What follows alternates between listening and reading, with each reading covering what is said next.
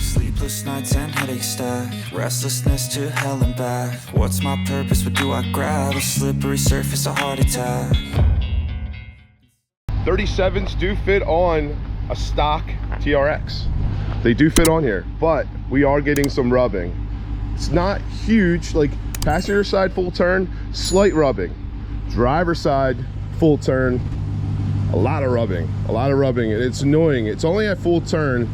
And so when you're traveling down the road and you're going through some S curves and stuff like that, you're not going to have any issue. But at full turn in a parking lot, it's loud, it's obnoxious, and it's probably going to rip my wheel liner out eventually. So I wasn't going to do this, but I'm going to level the truck. And we're also gonna bump up the back end too, because most of these kits for these TRXs bump the front up too high, so it looks your nose high. It looks silly. So in this case, we're gonna bump the back up a little bit too. And well, we're gonna change the oil because we're almost at 3,000 miles and it needs some AMSOIL in it, beastsynthetics.com. But yeah, let me get a little shot of what it looks like now. And we're at the JP shop. I haven't been here in a while. I miss these guys.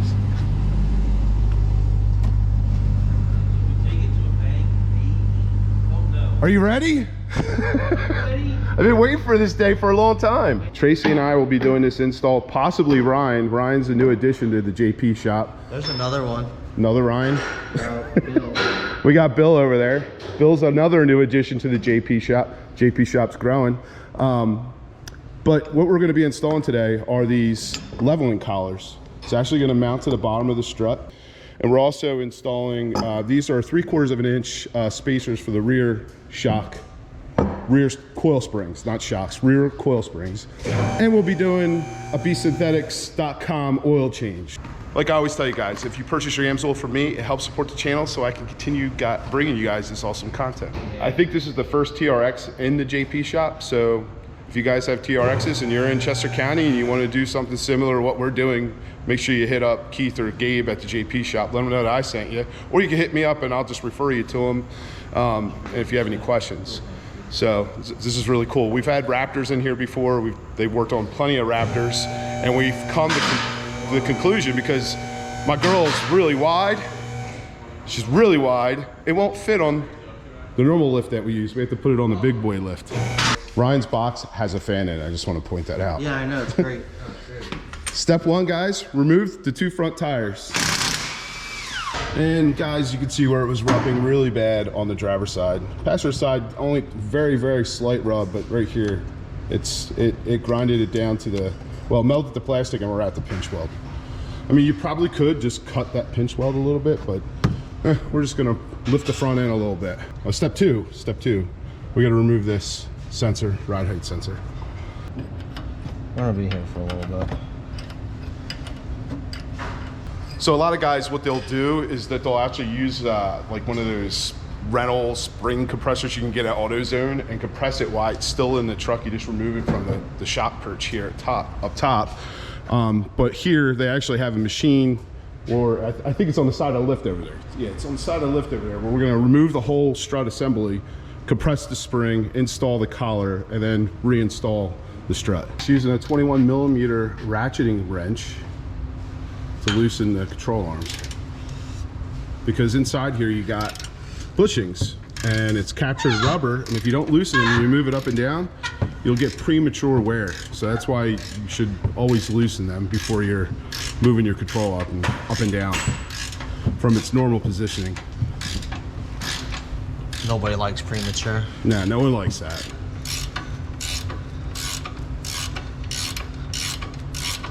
So he's got the upper ball joint loose, but we didn't take the nut completely off because when it falls, we don't want it to go. So we're gonna keep it on there a little bit. Probably gonna have to whack on the spindle a couple times to get it to release from the upper control arm ball joint. You're gonna wanna avoid doing that. We're trying to avoid doing that, but sometimes you don't have a choice. Should be new enough, we should be fine. You think? Yeah. I feel like every new vehicle that I brought in here, because they're all new, we've always had to whack it a couple times. Your Jeep does not kill. Why not?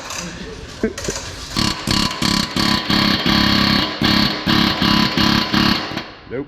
It's not working. Nope. You want me to pry while you do that? I'm not trying to mess up the knuckles because it's aluminum. Yeah.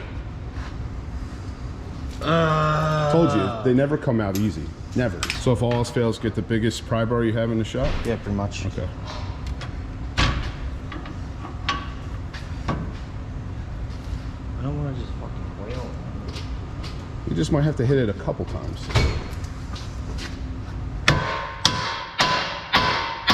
There you go. Just a couple love taps. And it's not even that mold. Next step, guys, we're just gonna disconnect the sway bar end link. Nice thing is every bolt so far is a 21 millimeter. Come on. Hey, what day does Snappy come here? Yesterday. He showed up on our day off. Except for Ryan and I were still working. I need to get some more socks. Your socks are I love their socks. so good.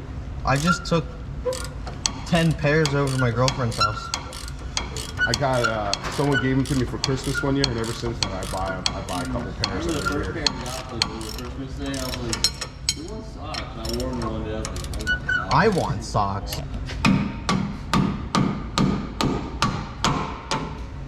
Hey Tracy, wanna make your Jeep quick and reliable? You build that six. All right, next step, we're gonna remove the tie rod end.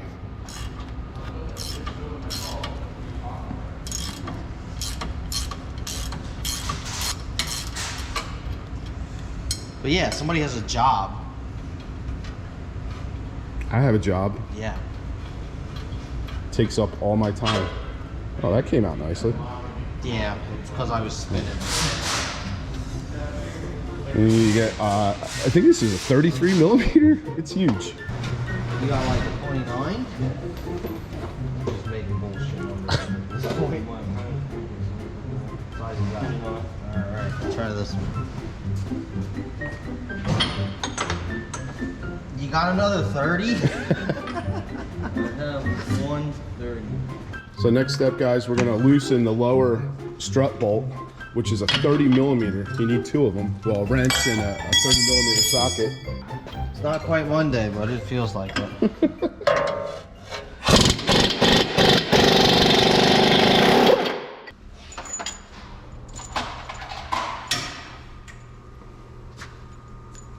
Size big. Very big. We'll probably want to pull the skid plate next and then remove the top shock perch bolts. Yeah. And then we're done.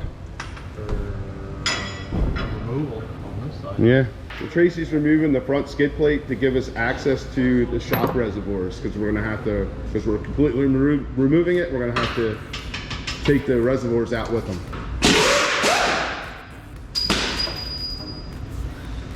Oh, it's aluminum. Philistine. Yep, now with the skid plate out, see, it gives us access to the reservoirs, which are right here. And then we'll just have to unplug the active terrain dynamics. And then this bad boy's coming out. And then while it's up here, we'll just change the oil.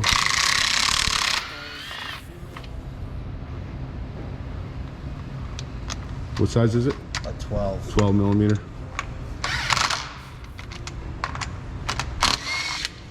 So we got the one reservoir out, guys. I might be losing my voice. We got the sensor unplugged from the strut and we're getting ready to loosen the lower control arm bolts now. I'm not doing this in any particular order. We didn't even read instructions. So just done enough of these that we have an idea, right?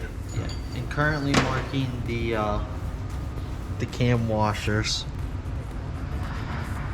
And once we get this, the lower control arms loosened, we're gonna lower the truck a little bit, remove the bolts at the top of the shock tower, and this bad Larry's coming out. One thing you probably can't even see, guys, these top strut bolts, there's 3 of them. 2 of them had wires attached to them, and it's a 16 millimeter. There you go. And 2 of them had wires actually attached to the top, so you just gotta pop them first, and then you can loosen these guys there. Yep. Oh. Well, the control arm and everything supported. Tracy's just prying on the bottom of the strut. We've got the 3 bolts removed at the top of the strut, trying to get us some room so that we can get that thing out. Oh, you got the pry bar stuck. There.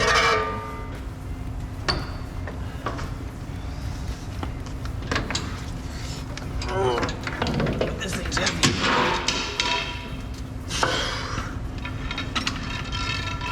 You said it's heavy? Yeah.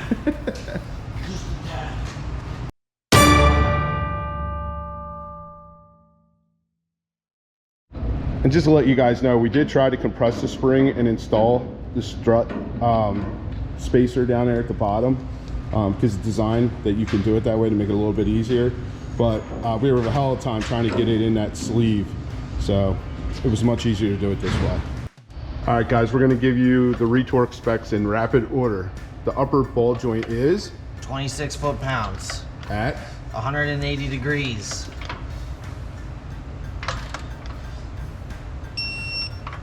For a total of 76 foot-pounds. moving on to the upper shock bolts. Again, 26 foot-pounds. And just don't forget to reattach that wiring harness to the 2 bolts.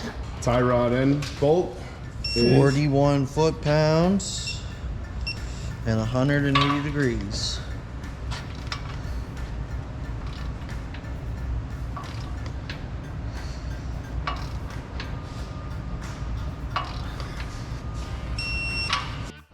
And we'll be doing the control arms upper and lower, and the lower shock bolt on when the vehicle's back on the ground. And don't forget to reattach your ride sensor. And it's supposed to be what, 11 inch-pounds? Yeah, I don't know how you got that. Yeah, we're not worried about that. It's good and tight. And now this side's done. We're gonna move on to the other side. It's a little intermission, draining the oil right now, but I wanted to point out the oil cooler up front here. You want to drain that too with these TRXs when you change your oil. Because you don't want to leave all that dirty oil in your system. You want to replace it with the good liquid gold AMSOIL Signature Series. Ram actually learned, and they put like a little spout, because the position where this oil filter is absolutely horrible, because the oil gets all over everything. We'll see. Well, let's see. The nice thing is when you're draining this, it's gonna come this way. Is it? Yeah, it's supposed to. There it is. It took a while. I got worried. Look, that's pretty cool that they actually thought about that finally. Probably had enough Ram owners complaining about it that changed their own oil. There you go. Hey, man, you molested that filter. Yeah, I sure did. It's not as bad as what Bill did to this one. And we just installed the AMSOIL filter. Yes, AMSOIL sells filters. And we put it on hand tight, not with a tool. You don't need to use a tool to put your filter on. I am the tool. All right, so we're gonna cheat on the rear a little bit. We got these little cheaters to compress the spring, because we don't need a lot of distance to get it with the axle at full droop. We don't need to go a big distance to get it off the bottom portion of the axle. So this is the way we're gonna do it. We'll see if it works. Otherwise, we're gonna be dropping the lower shock bolts and lowering the whole axle. We're trying to avoid that.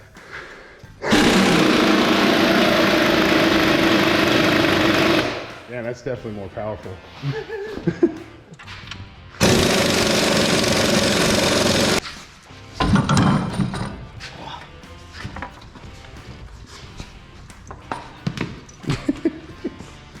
Now we're removing the bump stop. And again. Bump. That's what I said. Bump, You not said butt. butt. You said All right. butt Well, I'm again. gonna call it a butt stop.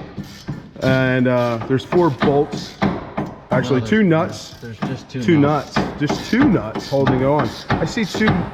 Looks like 2 bolts in the backside of it though. Those are wire holders. 2 16mm nuts that you're gonna have to remove. Man, you've been dropping bolts all day. Bolts and nuts. No, you just hit me with it. What the hell is that? You're gonna notice there's just 2 studs in here. You're gonna have to remove them.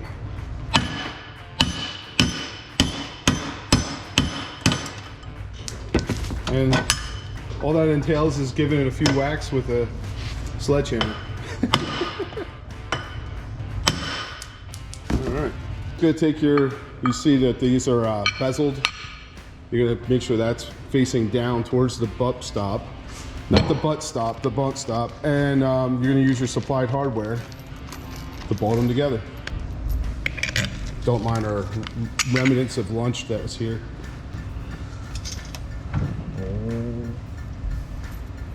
Yeah, this is much easier than dropping the whole axle. 3/4 of an inch spacer. I don't really think it's gonna make a huge difference. But if it brings the truck level, and I don't have a high nose, I'll be happy. What are you doing? I'm having trouble. Heard that about you. Yeah, you know.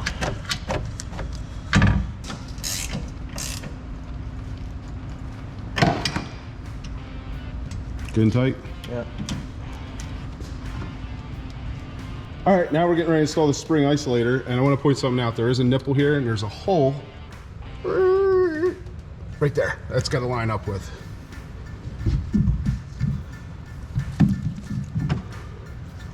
Slide it. That might actually give you more room if you slide it up in there.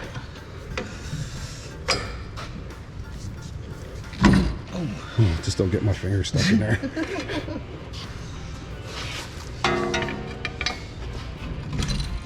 Oh man, I'm so smart. Now it dropped. And we're still in our nipple. Oh, we are? Yep. And the spring's in place. Oh, awesome.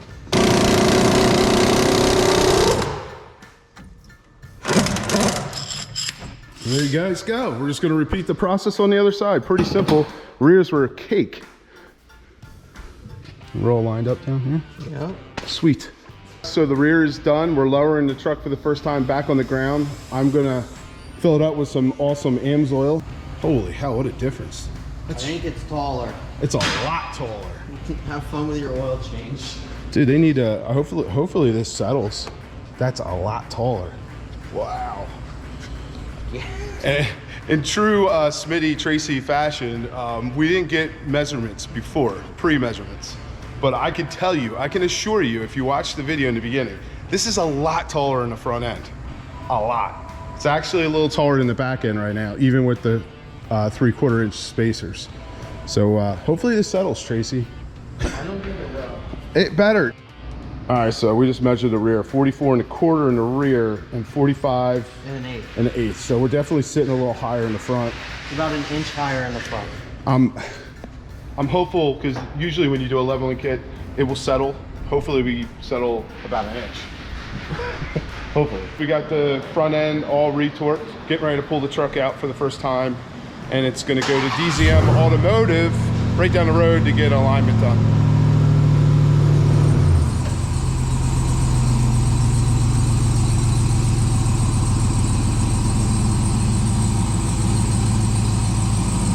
It definitely sits up a lot higher, a lot.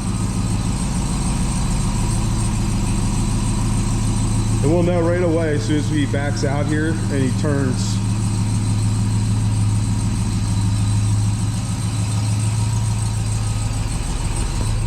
Full turn.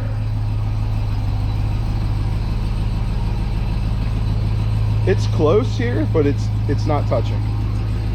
So we'll do full turn driver now.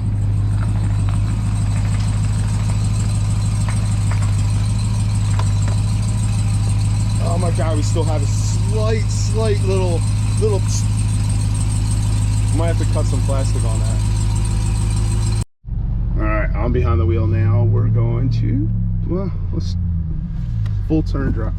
Just a tiny touch. Full turn driver.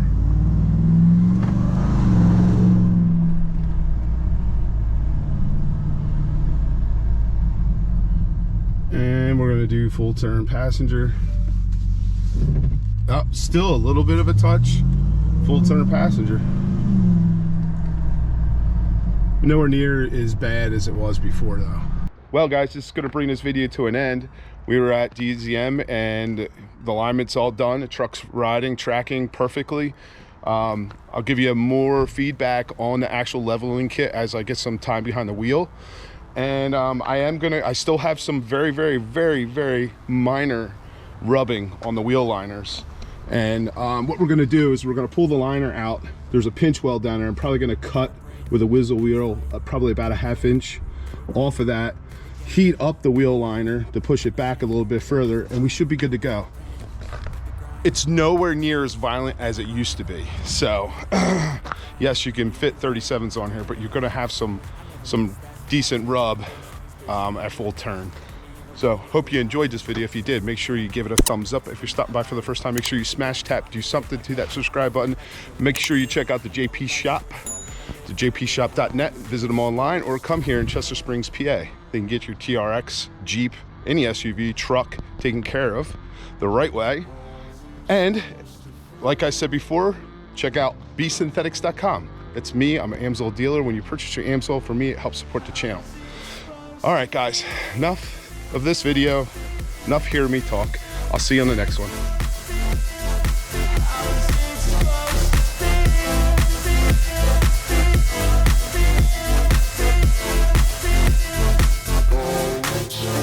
They wanna say my name, but they holding back. They wanna say they hate, but they know